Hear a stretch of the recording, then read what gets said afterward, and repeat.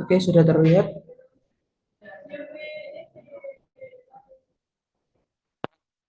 Oke, kita mulai. Mohon konsentrasinya ya. Selamat siang. Hari ini saya menggantikan Bu Ida. Nanti untuk selanjutnya masih tetap Bu Ida sama Pak Irfan. Setelah itu baru saya. Ini materi ini sebenarnya materi setelah UTS. Tapi nggak apa-apa karena teman-teman sudah melakukan evaluasi eh, pada tahap praktikum solidah. Kita masuk ke evaluasi mutu tablet.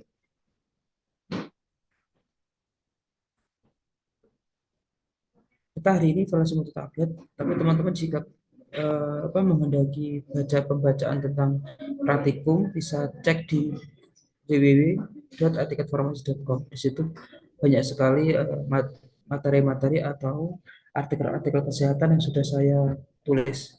Jadi teman-teman bisa kunjungi di www.etiketfarmasi.com. Tiket farmasinya gandeng.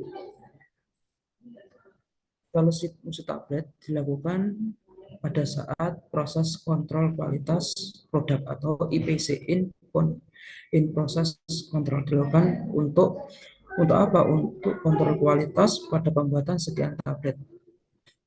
Untuk menjamin proses yang sedang berlangsung dapat menghasilkan tablet dengan spesifikasi yang ditetapkan. Jadi spesifikasi yang ditetapkan sesuai apa? Sesuai farmakope. Jadi ujinya sesuai farmakope dan non farmakope.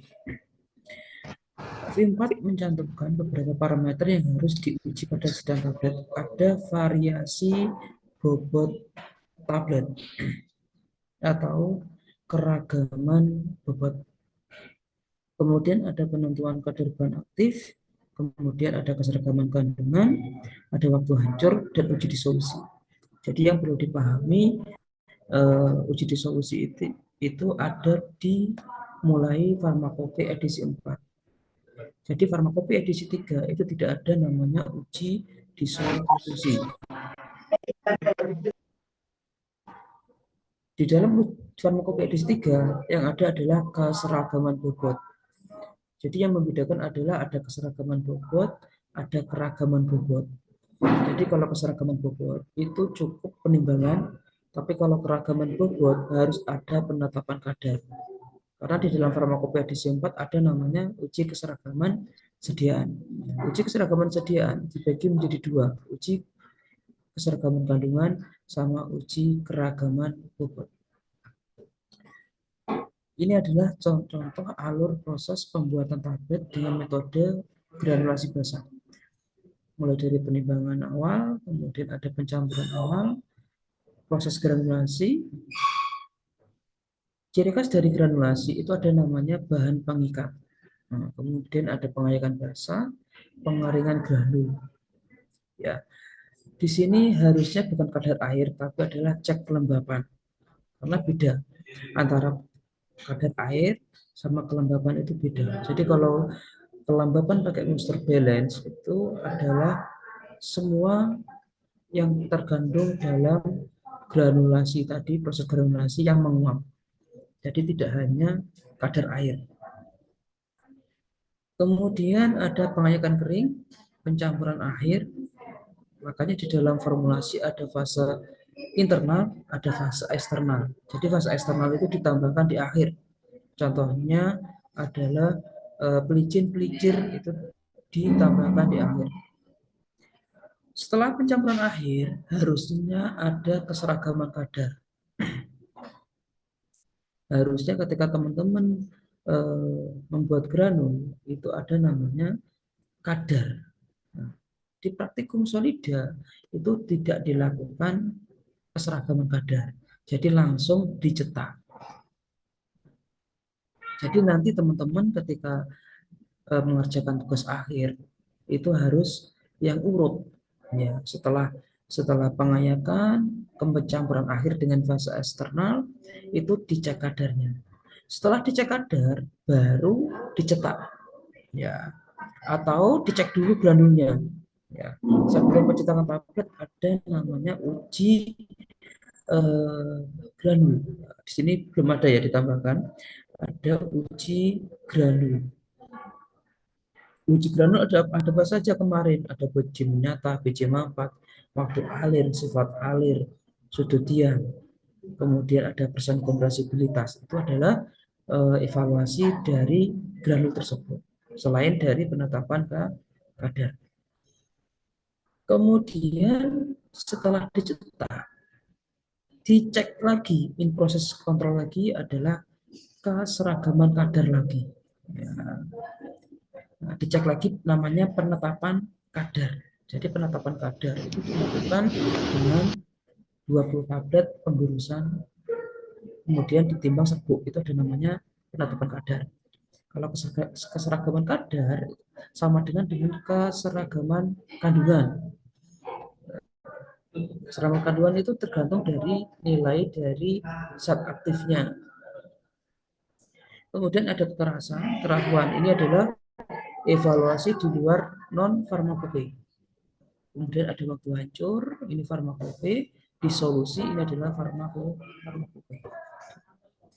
Kemudian dicek lagi penampilannya, apakah ada kebocoran, kemudian ada kesalahan penandaan, etiketnya bagaimana, kemasannya. Kemudian di kemas primer, ada kemasan sekunder.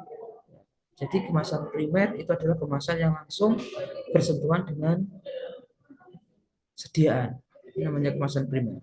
Kemasan sekunder itu adalah kardus. Kemudian kemasan tersier itu adalah kemasan kardus coklat. Nah, ini namanya kemasan tersier. Kemudian masuk di gudang jadi. Setelah gudang jadi, kemudian nunggu produk tersebut bisa diedarkan ke BBF. Setelah BBF, distributor, kemudian masuk ke instalasi farmasi. Bisa rumah sakit, kemudian bisa puskesmas, apotek, dan lain-lain. Jadi prosesnya seperti itu. Nah, untuk suatu industri supaya dia bisa memproduksi dalam skala nasional itu ada namanya rancangan kebutuhan obat. Nah, jadi seluruh Indonesia itu baik di instalasi farmasi atau fasilitas kesehatan yang terutama BPJS ya, itu adalah mengirimkan namanya RKU, rancangan kebutuhan obat. Kemudian dari Menteri Kesehatan dirangkum, kemudian dilelang. Di mana dilelang ke industri?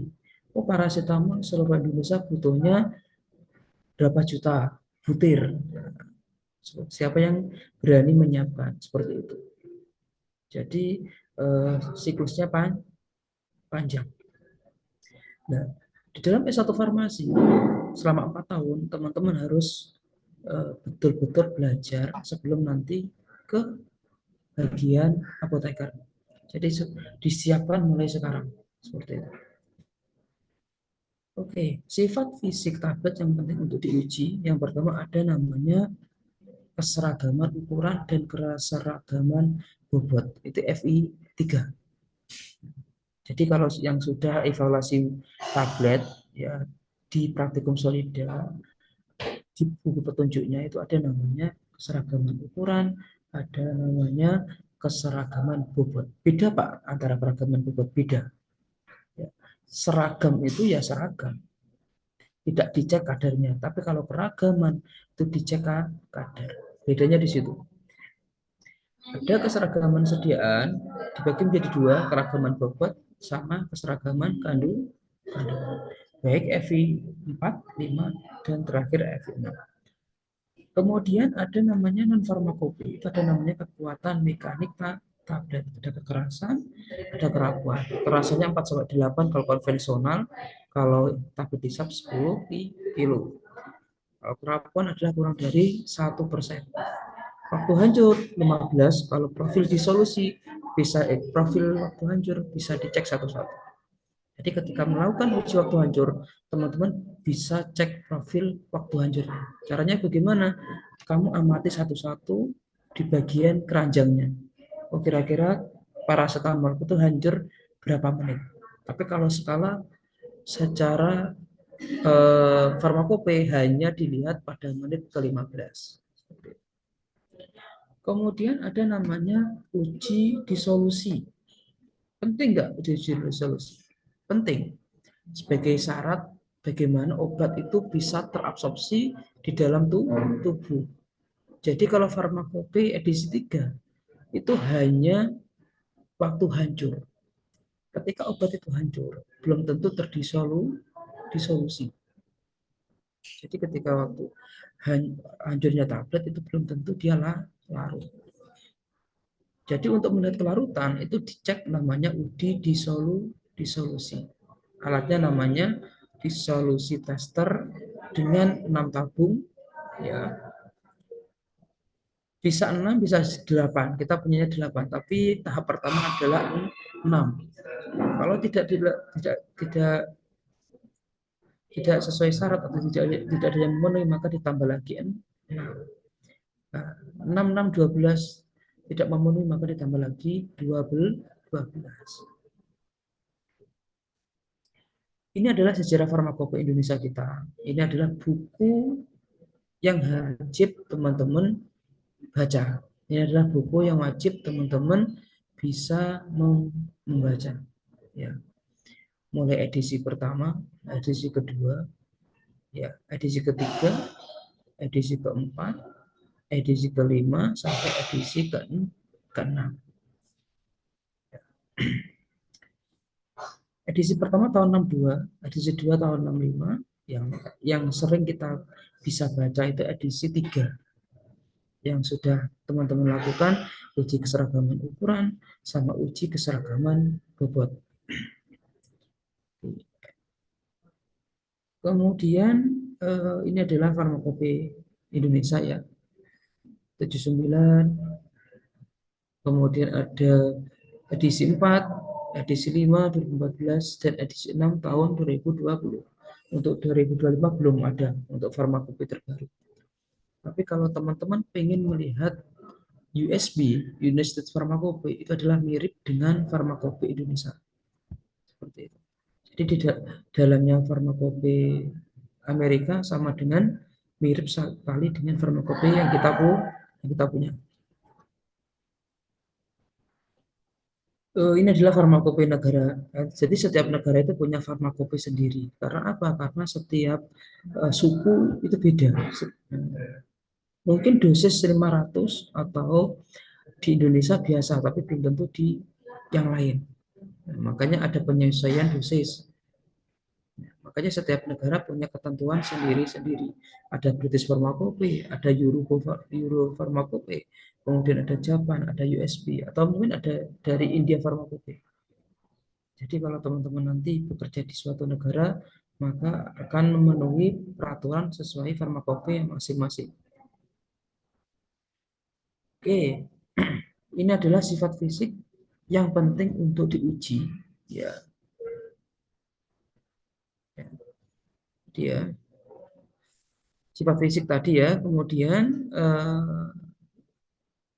kalau di farmakope edisi 3, otomatis kan diameter tidak lebih dari 3 kali dan tidak kurang dari 1/3 kali tebal tablet. Diukur, bisa pakai dua digit atau pakai jangka sorong 2 angka di belakang koma atau 3 dengan menyatakan skala Nonius. Kemudian ya nanti dicek ya diameternya itu apakah benar atau tidak. 3T 1,5 diameternya adalah 0,9. Jadi 0,9 itu di tengah-tengah antara 1/3T sampai 3T. Tidak boleh lebih dari 3T dan tidak kurang dari 0,6. Hasilnya diameternya 0,9. Artinya memenuhi. Oke, kita masuk ke uji keseragaman bobot. Keseragaman bobot dapat menjadi indikator awal keseragaman kandungan atau kadarnya sama. Jadi kalau nanti tabletmu menyimpang jauh ketentuan kolom A sama kolom B, kemungkinan kadarnya juga berbeda. Asalkan granulnya ungu homogen. Jadi FI3 itu yang penting bobotnya seragam dulu. Tapi kalau FI4, oh tidak bisa seperti itu. Harus dicek dulu. Dicek dulu di solusinya bagaimana.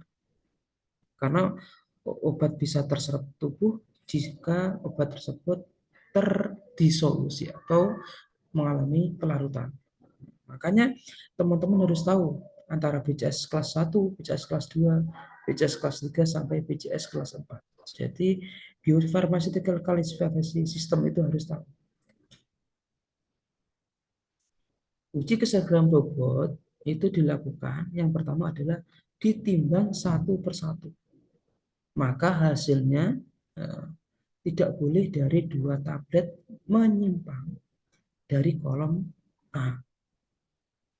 Dan tidak boleh satupun yang menyimpang di kolom B.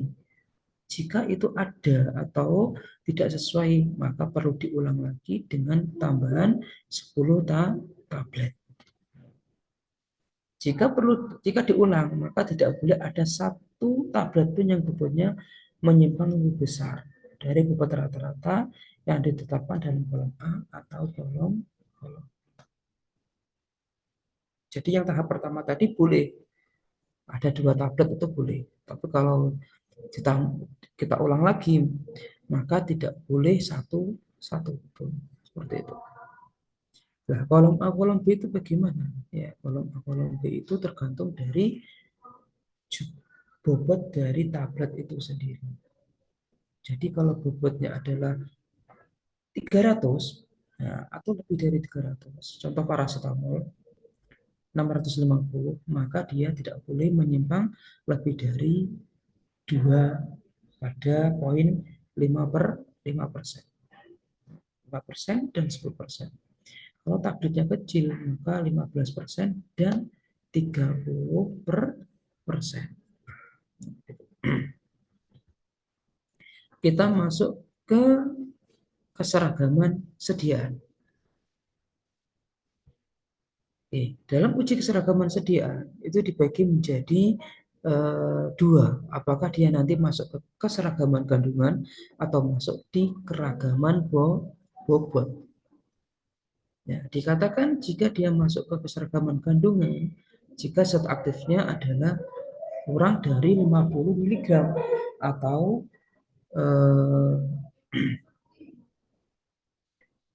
kurang dari 50%.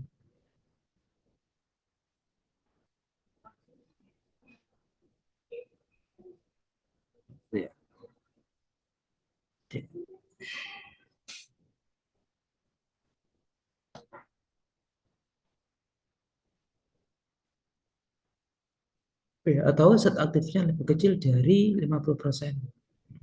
Contohnya adalah paracetamol. Paracetamol itu 500 mg, itu lebih dari 50 mg. Maka dia masuknya adalah keragaman bobot. Oke, kemudian mengenai penetapan kadar. Ya, mengenai keseragaman kandungan atau keragaman bobot. Baik tablet bersalut atau tidak bersalut, suppositoria. Ada yang tahu suppositoria? Mbak Fitria, Ismet, dengar suara saya Mbak Fitria? Dengar Bapak tahu. Suppositoria apa? Itu obat yang dimasukkan lewat dubur, Pak. Contoh KIE coba. Contoh berikan KIE suppositoria.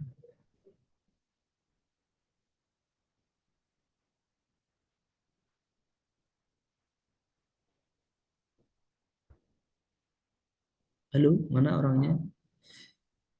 Itu kayak ngasih tahu cara pemakaiannya gitu, Pak. Ya lah iyo. Nah, coba KIE kepada saya. Selamat pagi Pak Sony. Apakah betul ini Pak Sony? Gitu loh. KIE kan Anda diresepkan obat suppositoria. Caranya seperti ini loh Pak. Sudah diajari KIE komunikasi informasi edukasi kepada pasien? Masih Belum. sampai di materi awalnya, Pak. Oh, Mas tadi di awal. Oke. Sesuai medikasi belum ya? Sesuai medikasi? Belum, Bapak. Belum. Oke. Oke. Suppositoria, suspensi dalam wadah tunggal, bahan padat termasuk bahan padat steril dalam wadah dosis tunggal, dan bahan padat steril untuk parenteral. Kecuali dinyatakan lain, ya dalam masing-masing monografi, persyaratan keseragaman dosis dipenuhi jika jumlah zat aktif dalam masing-masing dari 10 satuan itu berada pada rentang 85 sampai 115 dengan nilai SBR atau hubungan baku relatif itu adalah kurang dari 6%. Ini adalah syaratnya. Jadi jika dilakukan uji keragaman bobot atau keseragaman kandungan, maka kadarnya adalah 85 sampai 115 dan RSD kurang dari 6%. Kemudian jika ada satu yang di luar, maka dia dilakukan lagi seperti itu. Dilakukan uji 20 satuan tambahan. Persyaratan dipenuhi jika tidak lebih dari satuan dari 30 terletak di luar rentang 85 hingga 115 dari yang tertera pada etiket dan tidak ada satuan yang terletak di luar rentang 75 hingga 125. Dan nilai SBR-nya berapa? 7,8%. Itu. Jadi ada aturannya.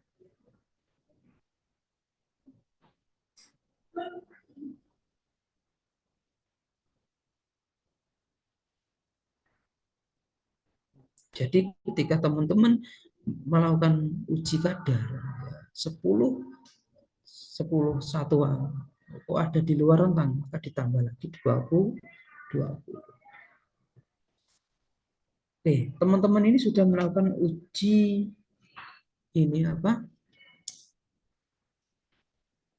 Analisa farmasi, analisis dan farmasi sudah belum? Mata kuliah analisis dan farmasi. Sudah, Bapak. Yang kamu cek apa Mbak Gita? Ayo. Apa yang kamu lakukan praktikum?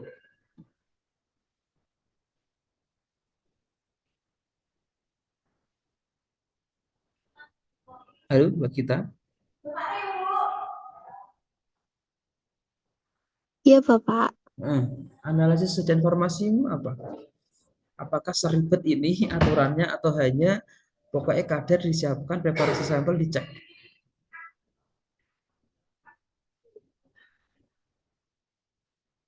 Mungkin yang lain bisa membantu, ayo. Kalau Mbak Gita terlalu ini, supaya memperlancar saya terangkan. Untuk analisis dan farmasi.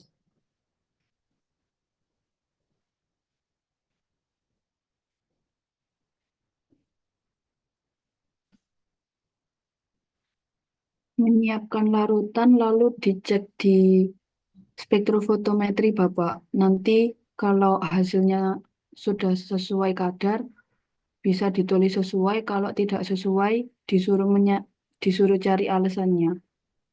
Oke, contoh kasusnya kemarin apa Mbak Fitri ya? Kadar vitamin C dalam salep. Vitamin C dalam salep. Iya, Asam salisilat atau vitamin C dalam salep? asam askorbat itu, Pak.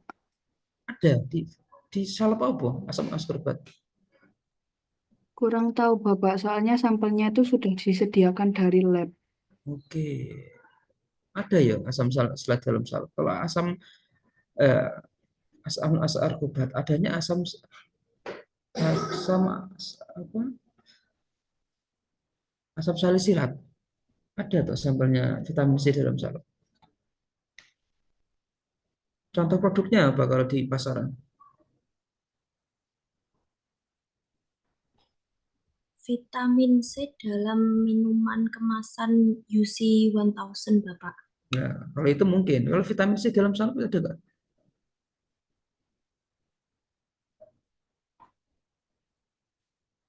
Betul, vitamin C dalam salad.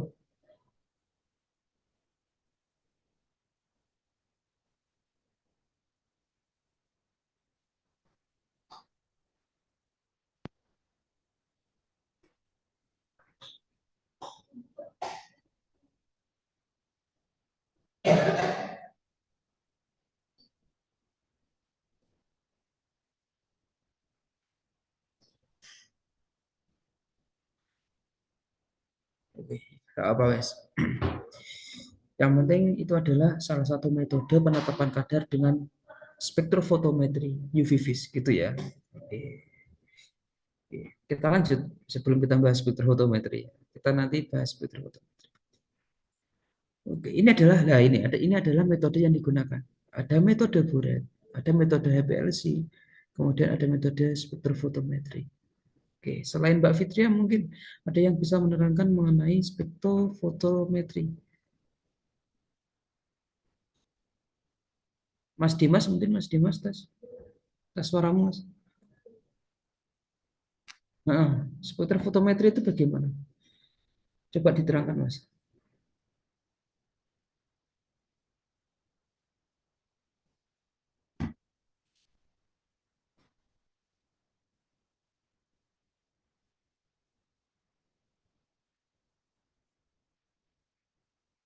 Iya.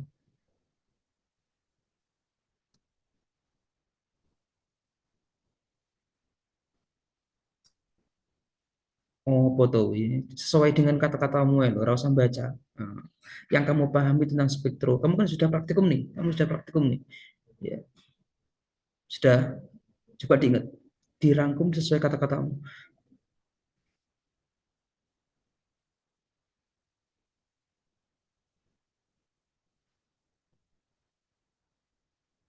Spektrofotometri itu apa? Menurut Mas Dimas, yang sudah melakukan analisis dan informasi.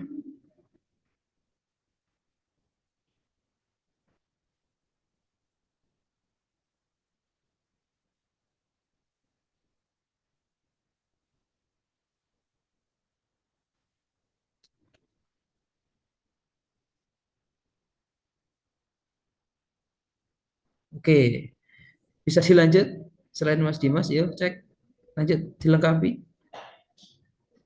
Izin menjawab, Bapak. Oke, silakan. Itu nanti hasilnya itu untuk mengetahui nilai absorbansinya gitu.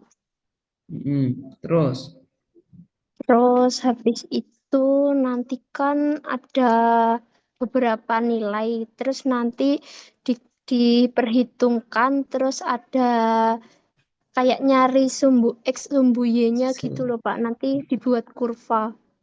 terus ada lagi yang melengkapi dari Mbak Gita.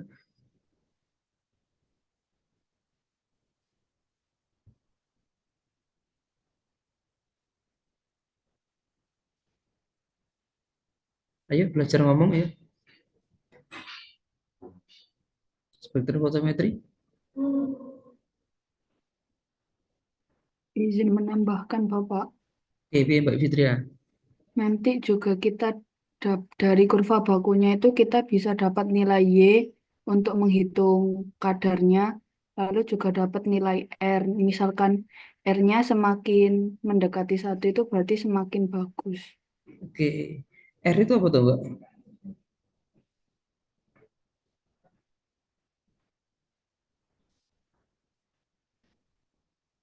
Oke, yang keluar ketika kamu menghitung, itu kamu pakai Excel atau pakai kalkulator? Pakai Excel, Pak. Ya, Excel itu yang keluar R apa R square atau R kuadrat? R R kuadrat kuadrat Sama enggak dengan R? berbeda. beda. Nah, bedanya di mana?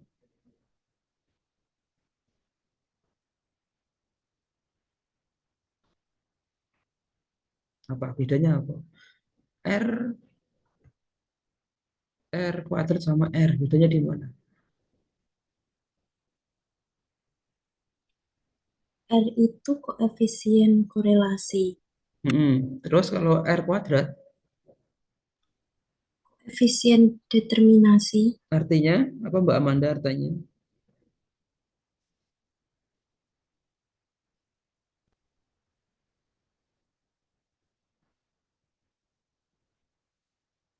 ada R. Koefisien korelasi ada koefisien determinasi. Oke. Kemudian bisa pakai HPLC. Jadi teman-teman kalau pakai buret, jarang sekali pakai buret. Tapi teman-teman jangan lupa bagaimana penggunaan buret ini. Jangan sampai nanti teman-teman bisa instrumental, tapi di interview pakai buret tidak bisa. Oke, pada dasarnya untuk buret itu pakai namanya alat. Alatnya buret berdasarkan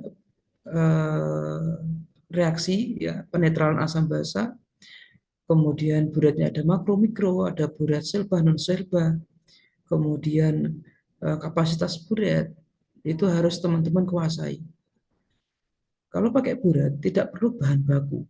Nah, tapi kalau pakai spektro perlu namanya baku pembanding atau bahan baku.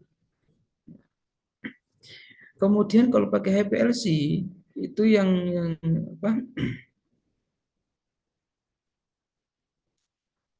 Yang untuk HPLC ini adalah hubungannya dengan kolom seperti itu. Jadi sangat-sangat sensitif. Jadi untuk pemakaian beda-beda. Untuk jenis reagen juga berbeda. Untuk spektro itu adalah biasanya PA, pro analisa. Tapi kalau HPLC, for HPLC biasanya seperti itu. Kemudian langkah-langkah penentuan kadar obat. Untuk spektrofotometri, minimal teman-teman harus tahu namanya validasi metode. Ya, validasi metode mulai dari lambda max itu bagaimana, ya penentuan lambda max. Kemudian ada operating time, seberapa reaksi kimia atau stabil apa sih larutanmu. Kemudian ada kurva kalibrasi, hubungan antara nanti baku seri, ya, baku seri atau deret seri, kemudian 5-8. Nah, tergantung teman-teman bekerja di mana. Kalau bekerjanya di skala laboratorium, maka minimal 5. Tapi skala industri ada 8. Dari 8 deret seri, yang penting adalah memenuhi nilai absorbensi 0,2 sampai 0,8. Jika nanti hasilnya 0,1 bagaimana?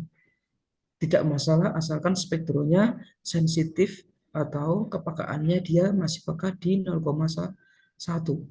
Jangan sampai 0,8 ke atas. Jadi kalau ada 0,8 ke atas, datanya di reject, teman-teman harus pengenceran seperti itu. Misal 20, 30, 40, ternyata di 40 itu lebih dari 0,8, maka deret serinya diundur mulai dari 5, 10 seperti itu.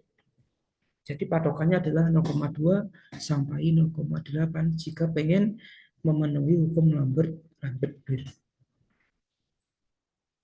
Ada namanya LOD, limit of detection. Ada limit of kuantifikasi, ada akurasi, ada presisi. Ini minimal teman-teman harus lakukan dalam proses penetapan kadar obat. Yang pertama ada namanya penentuan lambda maksimum. Setiap senyawa itu pasti punya lambda maksimum. Karena spektrofotometri selain sebagai kuantitatif, analisa kuantitatif, dia juga sebagai analisa kualitatif. Sama dengan IR, infrared. Setiap senyawa itu punya namanya sidik jari atau identitas. Paracetamol ada identitasnya di sini, di 277 atau 276. Jika hasilmu lebih dari 277 atau 276 berarti terjadi pergeseran panjang gelombang. Ya. Jadi harusnya alatmu itu tidak jauh beda mendeteksi sama dengan literatur. Contoh ini adalah Pak salbutamol. Contoh obatnya ini adalah salbutamol.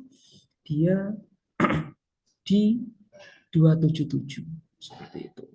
Tapi secara teoritis ya dia di 295 sama di 245 276. Itu tergantung dari larutannya. Ya, apakah mediumnya ada medium datar atau mediumnya adalah medium asam, atau mediumnya basa, seperti itu. Asam basa itu akan menghasilkan sensitivitas yang berbeda. Nah, jadi kalau teman-teman nanti sebagai seorang analisis, maka harus teliti apakah dia sensitif di larutan asam atau sensitif di larutan basa. Contohnya di sini ultraviolet spektrum, ya, di larutan asam dia 2766 dengan nilai A11-nya adalah 71. Di larutan basa di 245 dia nilai A11-nya adalah 510. Di 295 dia 133. Artinya apa? Jika nilai A11-nya tinggi, maka di situ yang dipakai. Ya, dipakai larutan dapar. Seperti itu. Kemudian ada alasan kenapa kok lambda maksimal. Jadi kepakaan yang tinggi ketika teman-teman nanti mengulang, maka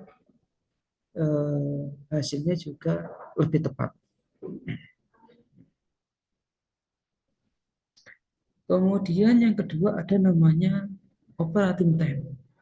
Jadi ketika sudah masuk kuver, itu dicek apakah stabil di 5 menit, 10 menit, sampai 15 menit. Itu namanya operating time sebuah larutan di dalam kuver. Yang ketiga namanya kurva kalibrasi. Tadi sudah disampaikan kepada teman, menghubungkan antara garis X dan Y. Apakah ada korelasi yang mendekati satu? Namanya korelasi yang kuat. Ada koefisien korelasi, ada koefisien determinasi. Koefisien korelasi itu adalah hubungan yang kuat. Koefisien determinasi itu adalah seberapa jauh hubungan tersebut. Ini nilainya 0,99, artinya 99% nilai kepercayaan dari hubungan antara kadar dan absorbansi. Jadi kurvamu itu dipercaya sekitar 99% dengan nilai kesalahan 1%. Nah, kalau pengen R maka di akar kuadrat. Nah, ini diganti akar maka akan ketemu nilai korelasi atau nilai R, regresi. Seperti itu. Itu ya Mbak Fitria atau Mbak kita Mbak Fitria tadi. Ada nilai koefisien korelasi, ada nilai determinasi. Ini adalah nilai absorbansi 0,1 sampai 0,6. Jadi selama nilainya bagus, maka dipakai. Ya, jangan mencari kesempurnaan 0,2 sampai 0,8. Nanti nggak akan ketemu. Oke, ini adalah keseragaman kandungan. Jadi kalau pengen teman-teman tablet menguji keragaman bobot karena paracetamol, maka harus melakukan penetapan kadar, kemudian nanti dihubungkan dengan bobot. Tapi kalau teman-teman formulasinya salbutamol, vitamin C, CTM, maka wajib uji keseragaman kandungan. Seperti itu. Tadi sudah dijelaskan bahwa jika melakukan uji keragaman bobot atau uji keseragaman kandungan, maka nilai RSD adalah kurang dari 6%. Ini hasilnya 5,64, artinya memenuhi.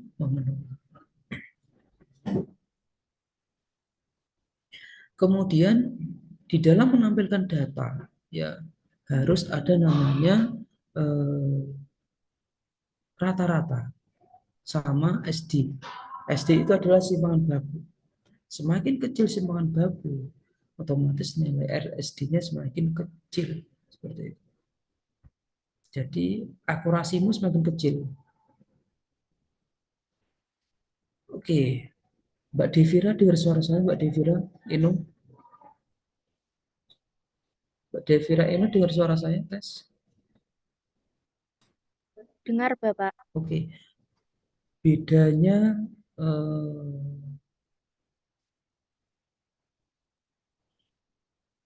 apa ya? Lupa saya mau nanyakan. Sebentar.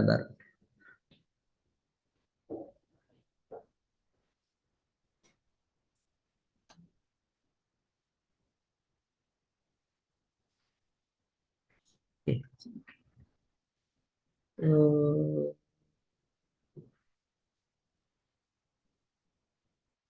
lupa saya Mbak Devira. Mau tanya apa lupa. Nanti kalau ada pertanyaan lagi ya. Iya, Bapak. Oke. Tadi ya persen kader tadi ya. Persen kader tadi harus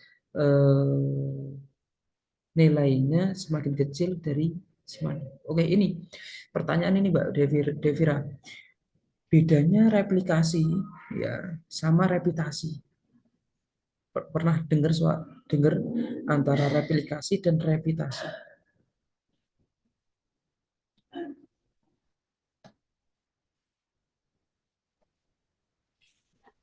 Replikasi dan apa, Bapak? Reputasi. Replikasi.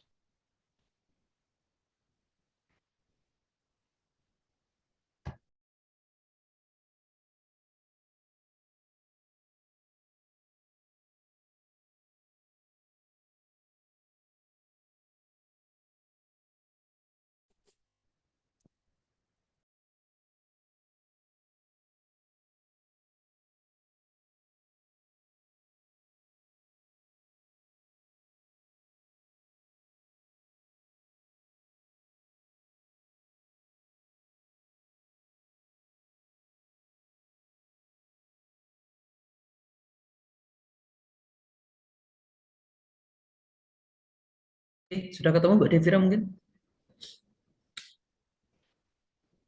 Sebentar, Bapak.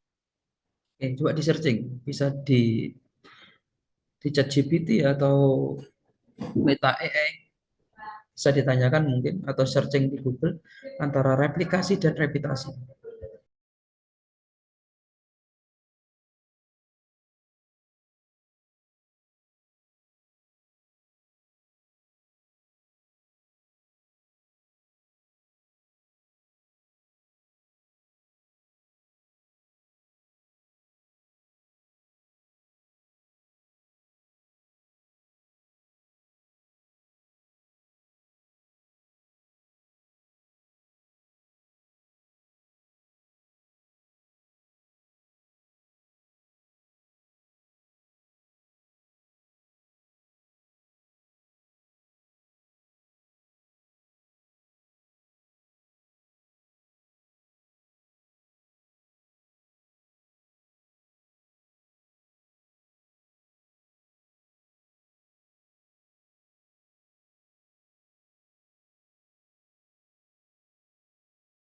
Apa ya, Mbak Devira?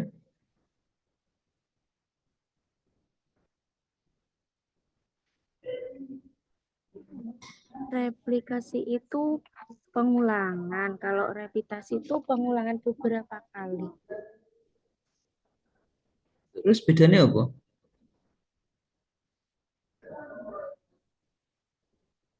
Sama-sama pengulangan berarti. Ya, sama-sama pengulangan. Nah, terus ada jawaban lain mungkin antara replikasi dan reputasi mungkin?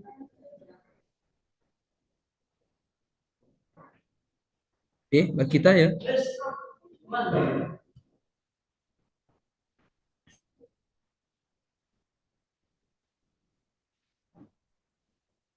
Teman yang lain tes. Suaranya nggak ada. Masuk. Izin menjawab, Pak. Silakan. Untuk yang replikasi itu lebih tentang membuat salinan, kalau repetisi tentang mengulang sesuatu. Si. Apa mau? Diulang Mbak Mbak Fen coba diulang. Replikasi lebih tentang membuat salinan, contohnya Hmm. replikasi DNA seperti itu. Hmm. Kalau untuk yang repetisi itu tentang mengulang sesuatu. Mengulang sesuatu. Oke, kalau dihubungkan dengan praktikummu, nggak usah replikasi DNA katuan. Yang kamu lakukan itu loh, praktikum analisis dan informasi itu. Oh, bedanya replikasi sama repetisi atau repitasi itu ini loh Pak.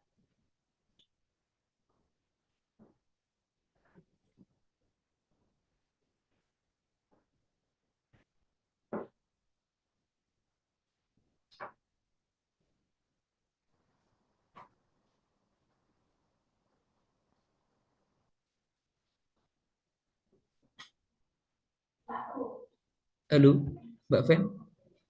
Iya, Pak. Kalau yang replikasi itu membuat sampel yang sama sebanyak 3 kali. Kalau repetisi itu sampel yang sama dicek berulang kali, Oke, beberapa kali. oke, sip. Jadi replikasi itu adalah membuat formula ya sebanyak 3 kali ulangan. Nah, tapi kalau repetisi atau repitasi itu adalah satu sampel kamu cek 3 kali. Bedanya di situ. Yang satu kamu membuat lagi sebanyak 3 kali, yang satu sampel kamu cek sebanyak 3 kali. Contohnya uji pH.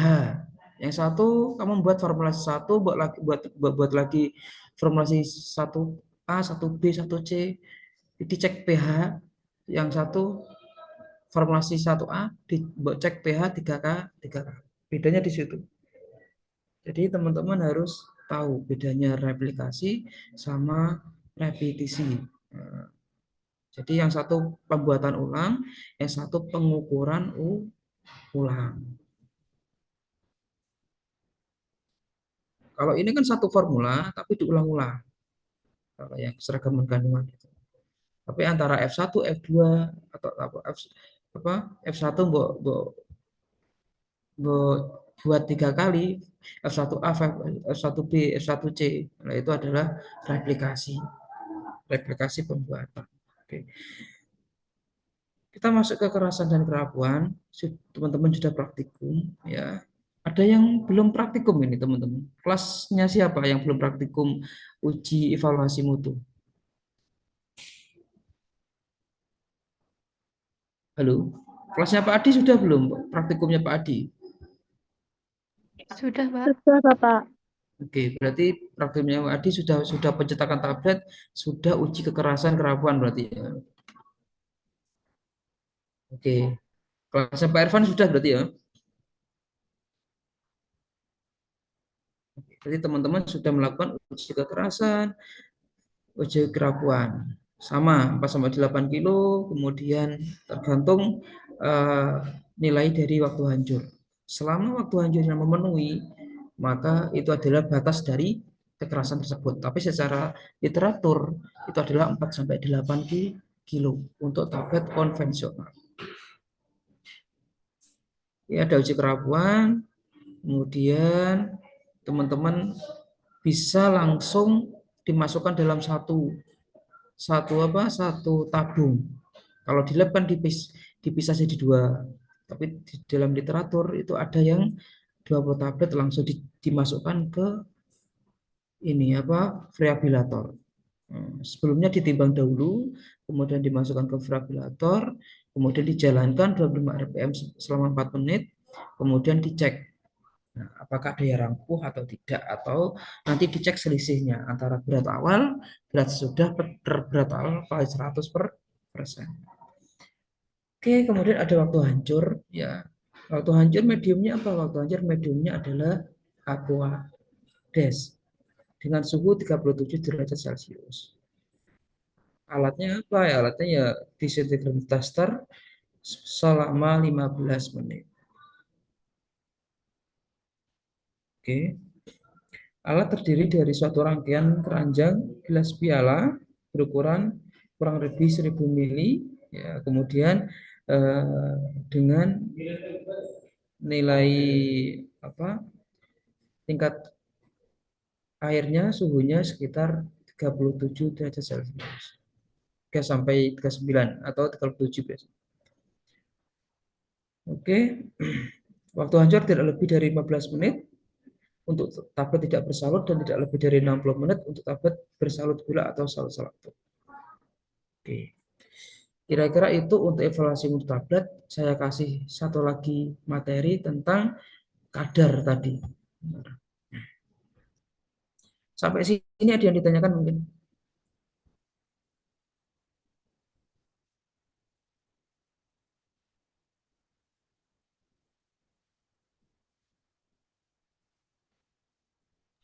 Belum ada, Bapak.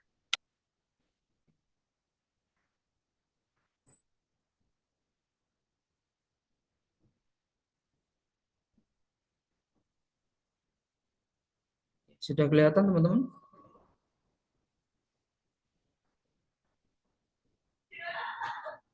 Sudah, Pak. Oke, untuk yang di IIK, dosen yang mendapatkan sertifikat kompetensi spektro itu ada 4. Ya, jadi kalau teman-teman ingin belajar spektro bisa menanyakan ke 4 dosen tersebut. Ada saya sendiri, kemudian ada Bu Ida, ada Bu Nadia, sama Pak Victor. Jadi kalau teman-teman ingin tanya lebih tentang spektro, monggo belajar tentang spektrofotometri.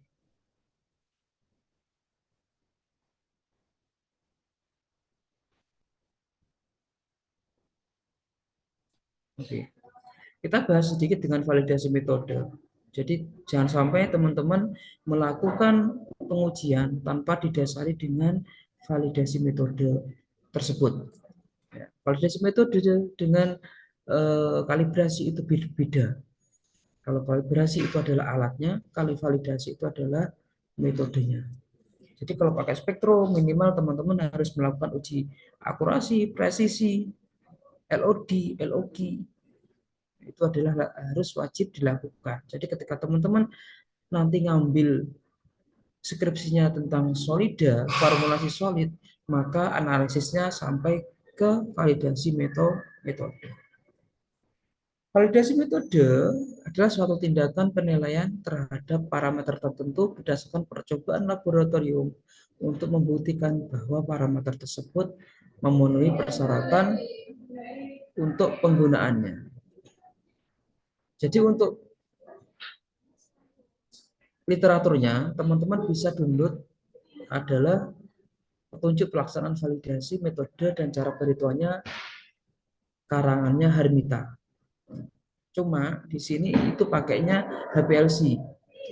Tapi ketika teman-teman pakai HPLC atau pakai spektro, sama ininya metodenya. Seperti itu. Ada namanya akurasi. Akurasi itu adalah kedekatan perhitungan dengan hasil. Akurasi. Selama ini saya mengajari pakai metode ini menghubungkan antara nilai ppm dengan hasil yang sebenarnya. Artinya ketika kamu membuat 10 ppm, apakah hasilmu itu adalah 10 ppm? Ternyata ketika kamu membuat 10 ppm, itu ketika dicek itu hasilnya cuma 9,95 ppm. Semakin kamu guyonan membuat kurva baku atau baku peseri, maka hasilmu juga semakin melenceng, tidak akurat. Maka dicek namanya uji akurasi. Ya. Nah, uji akurasi atau percent recovery itu dengan nilai 98 sampai 102. Jadi dicek 15 ppm hasilnya berapa, 20 ppm hasilnya berapa. Nah, ini dicek dengan apa? Memasukkan perhitungan ini dengan nilai regresi linear seperti itu. Jadi nilai X-nya itu nanti ketemu seperti itu. Percent recovery. Nah, percent recovery itu didapat dari konsentrasi terukur ya 9,9 per konsentrasi perhitungan. Prediksimu 10 ppm. Tapi kamu mengukurnya adalah 9,95.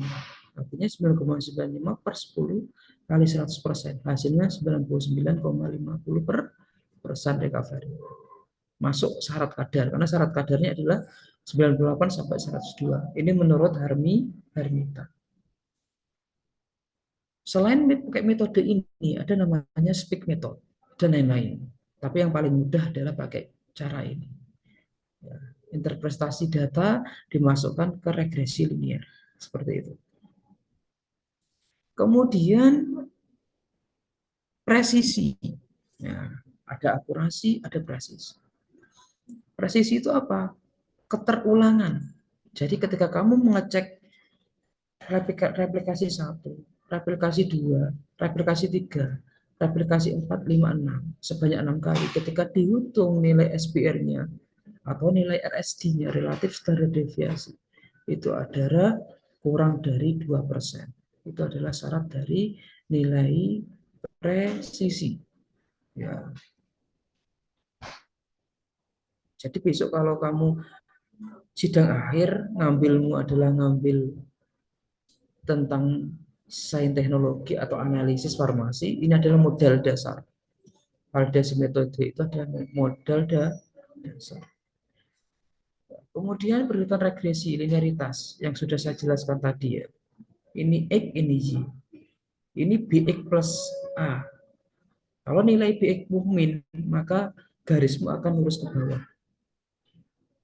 Y sama, ini adalah Y sama dengan BX plus A. Atau Y sama dengan BX min A. Tergantung dari rumus yang keluar dari sistem.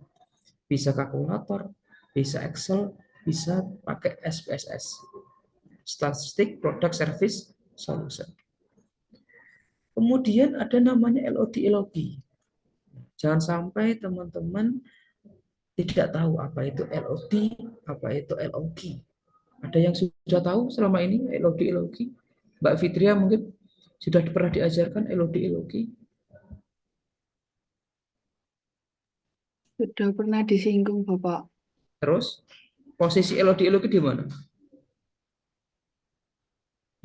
Kalau pernah disinggung.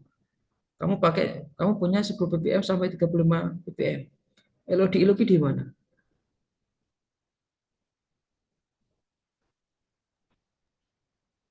Kalau lihat data masih belum pernah, Bapak. Waktu itu cuman kayak dijelaskan teorinya, artinya kalau LOD itu seperti ini, kalau LOG seperti ini, seperti itu. Iya, teori tok terus ngerti data terus piye?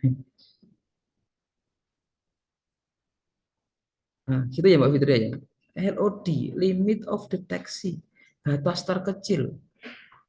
Artinya metodemu itu masih bisa dapat menghitung. Dapat menghitung apa? Dapat menghitung kadar yang kecil gitu loh. Makanya kamu preparasi sampel itu ketika preparasi sampelnya besar, maka dikecilkan. Ketika sudah kecil, kok dia terlalu kecil? Nah, terlalu kecilnya itu nilai absorbensinya itu 0,1 gitu loh. Dan 0,1 itu masih bisa terdeteksi apa tidak? Masalahnya di situ. Atau hasilmu itu 2 ppm. 2 ppm itu masih terdeteksi apa enggak menurut Mbak Fitria? Ini kan 10 sampai 35 nih. Ternyata kadarmu itu 2 ppm ketika dihitung. Masih bisa enggak? Masih bisa diterima apa? Kalau LOD-nya di bawah 10 berarti enggak bisa, Pak. Mosok gitu. Halo. Coba dilihat lagi. Yang lain, ayo. Belajar mikir. Ayo. LOG. Limit deteksi, limit kuantifikasi. Kadarmu itu adalah 2 ppm. Nah, 2 ppm itu masih bisa dicek apa enggak? Masih bisa diterima enggak kadar 2 ppm? Pertanyaannya. Mbak Fabila? Mau jawab Mbak Fabila?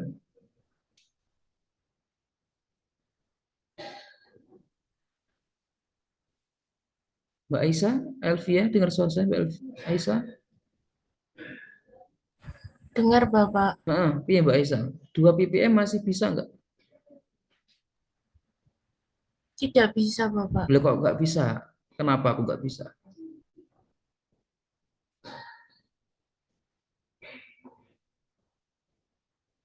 Apa? Nggak bisa. Alasanmu apa nggak bisa? Itu ya pokoknya nggak bisa.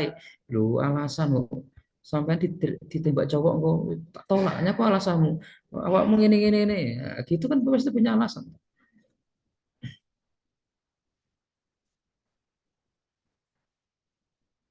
Oke. Mbak Rina, mungkin Mbak Rina, Amalia. Cek Mbak Rina, Amalia. Pasti bisa Kalau nggak? masih bisa, Bapak, kalau kadarnya 2 ppm. Alasannya apa, Mbak Rina? Alasannya karena masih memenuhi rentang LOD sama LOQ-nya. Oke. Jadi Mas. LOD kan itu batas rentang terbawah, terendah. Kalau Hmm. LOQ itu batas rentangnya menurut perhitungan ini ya, Pak, yang Hmm. paling maksimal gitu. Jadi 2 ppm masih bisa. Oke, terima kasih. Artinya, ketika datamu 2 ppm, nah, itu masih bisa terdeteksi oleh metodemu. Jadi tidak perlu sampean menolak si 2 ppm. Kecuali hasilmu adalah 0,7 ppm. Nah, kalau hasil 0,7 ppm itu sudah tidak bisa karena sudah tidak terdeteksi oleh metode. Gitu ya, teman-teman ya. Jadi LOD itu jaring yang masih bisa menangkap ikan gitu loh. Ikanmu 2 ppm berarti dia masih bisa ditangkap oleh rentang ini. Nah, jadi rentang 10 sampai 35 itu mempunyai toleran antara 1 sampai 3. Paham? Paham ya? Itu namanya LOD sama LOG. Fungsinya di situ. Ini adalah parameter analitik yang harus dipertimbangkan dan dalam validasi metode. Jadi tidak semua validasi metode itu dilakukan. Tergantung apakah penelitianmu itu kategori 1, kategori 2, sama kategori 3. Jadi evaluasi mutumu nanti untuk validasi metode apakah akurasi dilakukan, presisi dilakukan, spesifitas dilakukan, batas deteksi dilakukan, batas kuanti, linearitas, rentang ketangguhan itu dilakukan jika penelitianmu termasuk kategori 1, 2, atau kategori 3. Kategori 1 yang tidak adalah malah batas deteksi. LOD malah nggak perlu. Yang paling perlu ya akurasi presisi. Dan ya kategori 1 itu apa? Contohnya seperti ini. Kategori 2 seperti ini. Dan kategori 3. Uji disolusi termasuk kategori 3. Kategori 3. Nah, kategori 3 berarti hanya batas LOD iya, spesifitas iya. Ketangguhan iya. Sebentar. Kategori 3 itu ini presisi. Yang lain malah bisa dilakukan, Mas, bisa tidak, hanya presisi. Presisi itu apa? Yang tadi diulang-ulang tadi. Tapi pada umumnya itu akurasi, presisi, LOD, LOG itu dilakukan seperti itu. Dan karena di sini keterangannya bisa tidak, bisa iya. Paham ya? Metodenya ini, bukunya teman-teman bisa cek nanti. Ini adalah penelitiannya, validasi metode dan lain-lain. Jadi kalau teman-teman formulasi tablet, semua dilakukan. Itu ya. Jadi ketika sampai praktikum kok nggak ada kadarnya, harusnya ya ada. Nanti bukunya bisa download sendiri. Cards Analysis of Drug and Poison, ya, mirip dengan farmakope di situ, mirip. Tapi khusus dengan panjang gelombang bagaimana, uji kualitatif bagaimana, kemudian organoleptis. Kadang setiap senyawa itu punya 2 panjang gelombang. Ini contoh hasil dari LOD-LOG operating time dari jurnal operasi ya. Ini pakai SPEC method. Ya, akurasi pakai metode SPEC method. Jadi ada tambahan. Kemudian ini adalah hasil penetapan kadar pK-nya. Kira-kira seperti itu untuk materi tambahan saya. Semoga bermanfaat. Kalau ada yang ditanyakan, silakan ditanyakan. Ya, saya nggak sampai 2 jam.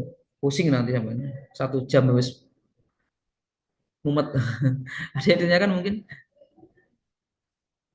Mas Dimas mungkin ada yang ditanyakan materinya. Oke. Oke, dari Mas Dimas gak ada nih. Oke. Saya mau bertanya ini Mas Dimas ini. Yang kamu lakukan jika pakai kuvet. Kamu kan spektro nih, kuvet nih. Nah, kuvet itu ada berapa jenis Mas Dimas?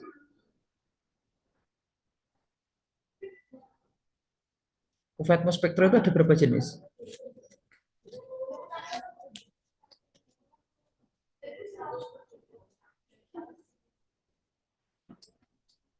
Atau lo dilihat dari lampu, sistem lampunya. Spektro itu kalau sistem lampu itu ada berapa jenis?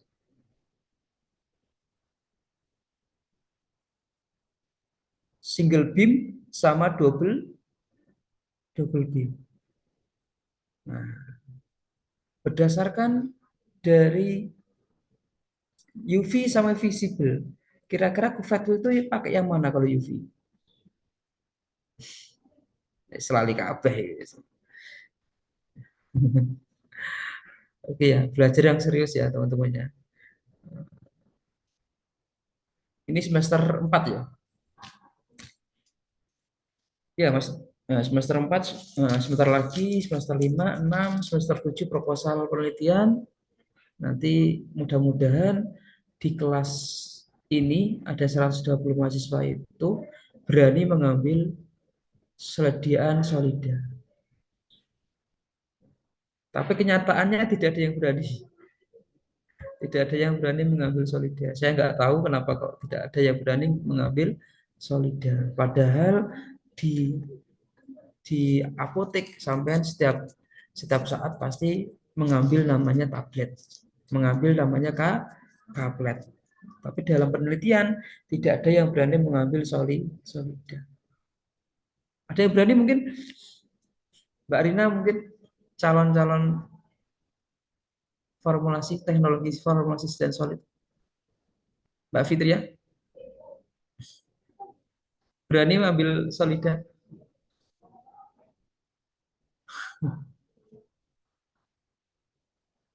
Masih belum kebayang ya teman-teman ya? Belum kebayang. Oke. Nikmati alurnya nanti S1 farmasi sendiri. Itu aja wis. Oke, selamat siang teman-teman semuanya. Terima kasih waktunya. Assalamualaikum warahmatullahi wabarakatuh. Waalaikumsalam. Warahmatullahi wabarakatuh.